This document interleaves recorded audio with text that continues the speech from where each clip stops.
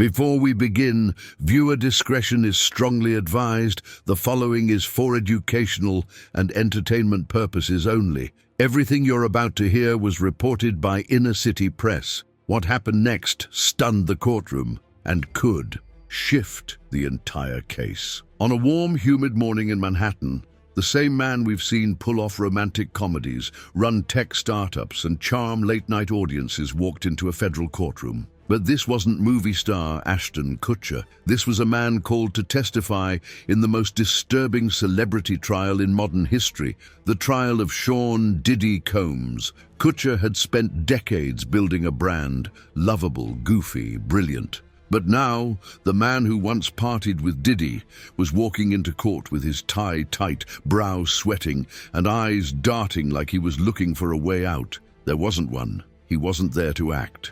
He wasn't there to perform. He was there to tell the truth, or at least his version of it. For weeks, rumors had been flying. His name had shown up in photos, party invites, business paperwork, and worse, video footage recovered from Diddy's seized properties. His PR team had worked overtime trying to scrub connections, adjust timelines, and protect the brand. But no amount of spin could change what was coming next. The courtroom was still. And then the prosecutor called his name, Mr. Kutcher.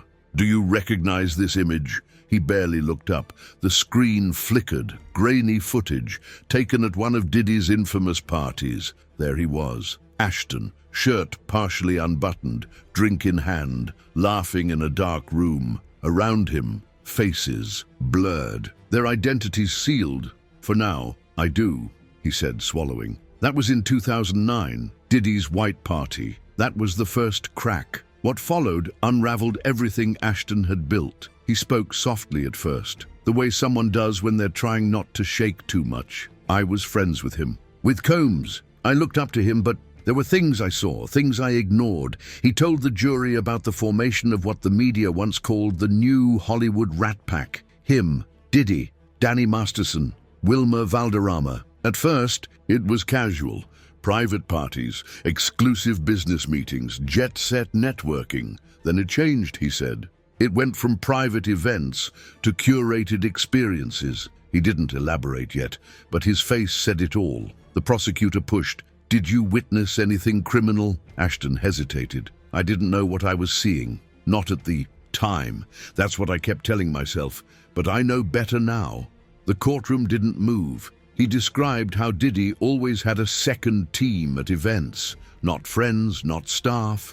People who confiscated phones, escorted guests to certain areas, collected NDAs like tickets. Ashton said even he signed multiple NDAs over the years. "I thought it was normal," he shrugged. "Everyone did it." But then came the recording. The court played audio captured at a 2013 party, one of Diddy's homes. Music, laughter, voices overlapping. Then a line, unmistakably Ashton. "I don't think we should be filming this. Seriously, this is too much." Another voice replied, "Relax, it's handled. They already signed." The prosecutor asked, "Who were you talking about?" Ashton looked directly at Diddy, stone-faced, silent. "Guests," he said at last. "Some were models, some weren't, but they weren't told what was going to happen. Not really." You could feel the tension in the room. This wasn't just Ashton stepping away from Diddy. This was Ashton flipping the script, turning the camera on a world that always protected itself with silence. By the end of the morning session, it wasn't just about Ashton distancing himself from Diddy. It was about Ashton admitting that silence was currency in Hollywood. That power protects power, and that for years he'd been complicit. "I was part of the circle," he said, "and I saw enough to know something was wrong, and I didn't do enough to stop it." The courtroom took a breath, but Ashton wasn't done. After the lunch break, his story got darker. The brotherhood he once called the new Rat Pack, he now described it as a machine. Private jets, secret locations, mansions with no clocks or windows. At the time, it felt glamorous. Now, it feels predatory. He talked about how access was everything. There were rooms at those parties you didn't just walk into.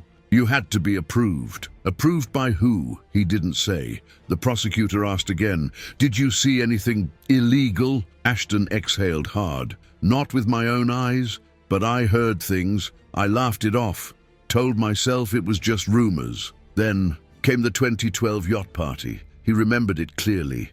Diddy brought out a group of girls, young, mostly models, some influencers. He said, "They've all signed. You're safe." I laughed. I shouldn't have. You could feel the shame in his voice. He admitted that Danny Masterson began changing, got darker, more paranoid, and Diddy and Danny, close, really close. Then the court showed footage from that same 2009 white party, co-hosted by Ashton. He nodded. "That was my idea. We were promoting charity on the outside, but behind the scenes, I think we were promoting something else." The prosecutor didn't have to say it. Everyone in that room was thinking it. You don't rise in Hollywood without learning when to shut up, Ashton said. "I had a brand. I was making millions, and I didn't want to lose it." Then he revealed the dark truth.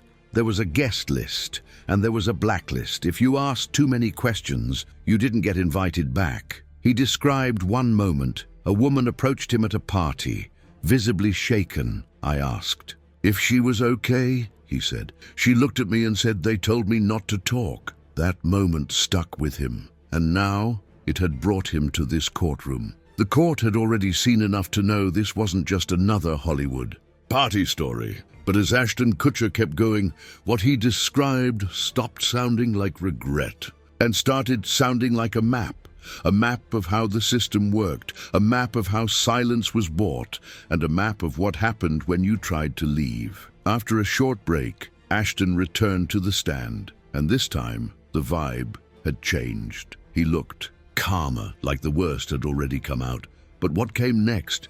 It was darker, way darker. The prosecutor asked him directly, "Mr. Kutcher, can you explain what a freak-off is?" The courtroom held its breath. That term, freak-off, had lived in Reddit threads, anonymous blind items, whispered gossip, but now it was entering the record, legally, publicly. Ashton hesitated, looked down, then answered, It's an event Diddy would host. Private, exclusive. Phones were taken at the door.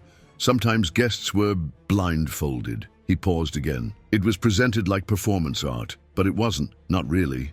He told the court he was invited to his first freak-off in 2005. "I thought it was a theme party," he said.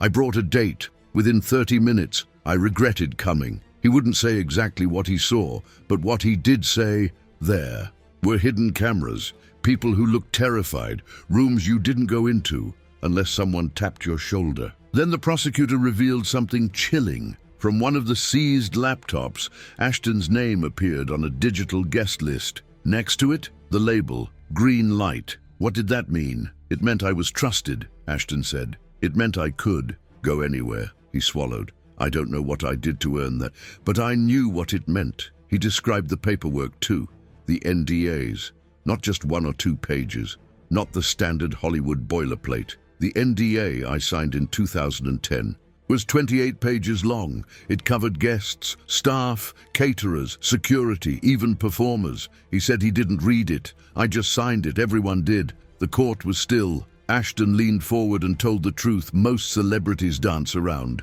You don't just step away from this stuff. You're not quitting a party. You're walking away from a network, a power structure. He described a moment in 2014. "I told Diddy I was done, that the scene wasn't for me anymore." He said, "You don't quit. You're in or you're out forever." And what happened next? Deals vanished. Meetings dried up. 3 investment contracts he was working on, suddenly gone. A mutual friend called me, Ashton said. "They said, you made someone nervous," and that was all it took. He started to realize this wasn't just social. This was strategic. You stayed in or you were frozen out. "I was scared," he admitted, "not just for my career, for my family." Then he said something that made even Diddy blink. He had reach. People don't understand. He didn't need to scream. He just had to stop returning your calls. That was enough to ruin you. And the court felt that, because Ashton wasn't telling a story from the sidelines. He was telling it from inside. By now the courtroom had heard about parties, the green light guest lists. But in phase 3, the conversation shifted, because this wasn't just about what happened behind velvet ropes. It was about what funded it. Ashton Kutcher had spent years earning a reputation as a smart businessman. He was the actor-turned-investor, the guy who spotted startups early, a Hollywood star who cracked Silicon Valley. But on the stand, Ashton told a different version of the story. In 2009, I started getting involved in more than just acting, he said. I was introduced to founders, fund managers, and Diddy. He had connections most people couldn't even imagine. He could open doors that top-tier venture capitalists couldn't. He painted a picture of a network, not just Hollywood, not just tech, but international finance, brand developers, nightlife moguls. They didn't just throw parties, he said. They built companies out of them. According to Ashton, these were businesses wrapped in lifestyle, clubs that were actually branding firms, blogs that were actually surveillance tools, startups that were just recruiting funnels in disguise. It was marketing, control, and tracking, he said, all rolled into one. One name came up again and again, an investor with ties to multiple Kutcher ventures. That same investor? Now directly linked to Diddy's overseas business arms. Financial records showed large transactions labeled things like consulting and event services. But where the money landed matched the dates and locations of private gatherings. Ashton didn't deny it. There were shell companies I never fully understood. They told me it was for IP protection, intellectual property. But looking back, it was probably to hide where the money was really going. The prosecution then laid out a timeline of Ashton's investments, from a tech hub in downtown LA to a nightlife app that burned through millions in seed funding and then disappeared. When the source of the funding was traced, it led back to accounts that are now frozen under federal suspicion. Ashton admitted he got updates from the app's leadership about things like user growth, engagement rates. But he never saw this coming. They were collecting names, locations, even biometric data, and they sold it off. His voice dropped. I didn't know, but maybe I should have. Then came something even more disturbing. In 2016, he was shown a pitch deck for a new app, backed by one of Diddy's close business allies. On the surface, it looked like a platform to connect talent with producers. But then he flipped the page. There was a section about background checks and personality profiling. It made me uncomfortable. He passed on that one. But the message was clear. This wasn't about bad behavior anymore. It was about infrastructure, a system, a full-on, well-oiled empire that blurred the line between entertainment and something much more dangerous. And Ashton, he was in the middle of it. Ashton had laid out the party culture. He'd traced the money. He'd admitted what he'd signed, what he'd ignored, and what he'd helped build. But this phase, it wasn't about regret anymore. It was about what happened when he tried to get out. After 2014, everything started shifting. The Rat Pack. Diddy, Ashton, Danny Masterson, Wilmer Valderrama was no longer a brotherhood. It was a pressure cooker. Danny got darker, Ashton said. Wilmer started pulling away, and I started hearing whispers that people were disappearing, not literally, but from events, from meetings, from invite lists.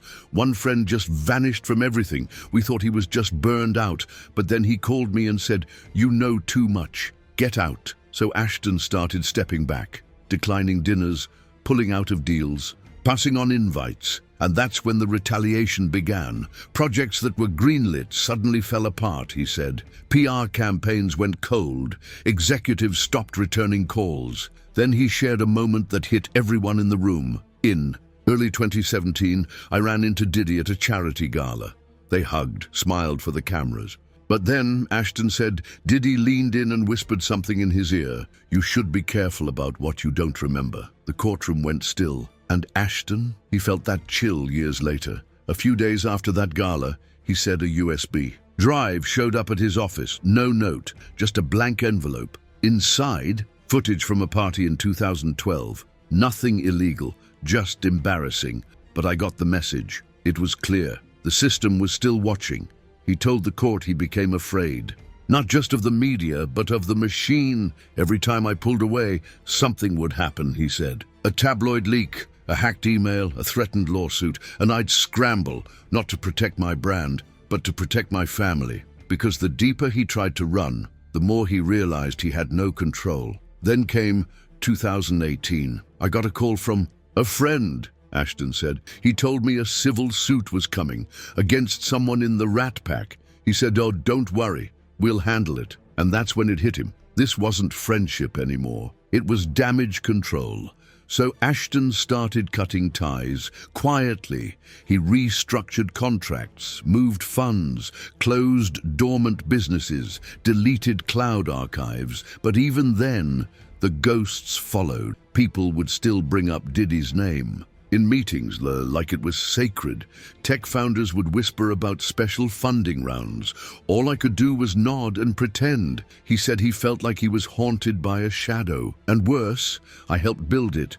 I helped give it power. Then came 2020, the year everything looked perfect. He leaned into his wholesome public image, family photos, social media posts, tech investments rebranded as philanthropic appearances. That screamed normal, but behind it all, I was running, he said. And when the first raid on Diddy's compound made headlines, I wasn't shocked. I was relieved. But relief didn't last, because soon came subpoenas, headlines, old party photos resurfacing, clips out of context, or maybe not out of context at all. Then came the moment everything shattered. Federal agents showed up at one of my business properties. They had a warrant. They wanted archived footage, travel logs, correspondence. I gave them everything. Then the prosecutor asked the obvious, "Why didn't you speak out when the story broke?"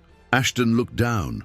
Because I was scared, not of the press, but of how deep this would go, of who it might hurt. Then came the death blow. In 2023, footage surfaced from a party in the Hamptons, hosted by Ashton and Diddy. Not illegal, not graphic, but unsettling. It showed influencers, young, being led by handlers into off-limits areas. And in the background, Ashton's voice. "Just keep them calm until we start." It went viral. And Ashton, he tried to explain, it wasn't what it looked like. It was supposed to be a branding shoot. That's what I was told. But by then, the world had already made up its mind. He lost endorsements. Investors ghosted him. His name was erased from boardrooms. Even Mila, he said quietly. She begged me to walk away from it years ago. I didn't listen. And then my kids started asking why people were shouting outside our house, why the news trucks were back. He choked up. I had to explain things I couldn't even explain to myself. And just like that, it was clear this wasn't a scandal anymore. This was an implosion. And Ashton Kutcher, he wasn't telling this story for headlines. He was telling it because he had nothing left to protect except the truth. By now, the courtroom wasn't just stunned, it was scorched. Ashton had gone from party guest to greenlight insider, from venture capitalist to reluctant whistleblower. But in phase 5, he stepped into something no one saw coming. Danny Masterson, the man he once called a brother, the man now behind bars, and the man whose fall would finally force Ashton to confront his own reflection. He began slowly. "We came up together," he said. "We shared everything, work, parties, investors." He talked about their time on that 70s show, how it wasn't just a set, it was a networking hub. Danny was tied to Scientology. I was tied to tech. Diddy was the bridge to fashion and music. Together we built something big, and we fused it all into a machine. He didn't smile once. He wasn't proud. He was remembering it like a funeral. What people don't understand is how the power moved behind the scenes. When Danny was first accused, it wasn't just lawyers that got involved. It was favors. It was phone calls. It was people across industries working together, not to prove innocence, but to keep it quiet. Then Ashton dropped the most chilling moment yet. He described a dinner party, late 2017, right before Netflix dropped Masterson from the ranch. There were producers there, execs, even one of Diddy's attorneys. The conversation, not about guilt, not about what had happened, but about how to contain it. Then came the receipts. The court was shown internal memos from Ashton's own PR firm. A document outlining a coordinated campaign to flood Google with positive content. The goal: bury the noise, Ashton said. Distract the public. Articles, social posts, celebrity endorsements, donations to women's charities, all timed. Around court hearings and media drops, I thought I was helping a friend, he said, but I was helping bury the truth. The gallery didn't move. Even the sketch artist froze. Then came the line that shattered the illusion. There was a call in 2019. Danny was panicking. He said if the case blew up, he wasn't going down alone. I asked who he meant. He said, "You know who signs the checks." The courtroom erupted in whispers because everyone knew who he meant, and that's when Ashton laid it bare. This wasn't me being in the wrong place at the wrong time. I was close enough to see the gears turning. I helped keep the machine running. I helped protect the wrong people. He then described the cleanup crew. Not a single group, but a system. Fixers, drivers, private medics, publicists, legal, shields. You'd walk into a mess and by morning it was reset. He gave an example from 2015. A guest at a foreign event had a medical emergency. Security swept in, took her out. By the next morning, the room was remodeled. I saw the blueprint. They covered the wall in mirrored glass, like it never happened. He described the levels of silence, the hush fee, the job offer, the threat. Some got movie roles, some got cars, some just got cut off. The court was shown financial records. Ashton had paid a media consultant from one of his LLCs. That same consultant also worked on a Diddy-led fashion campaign that needed narrative realignment.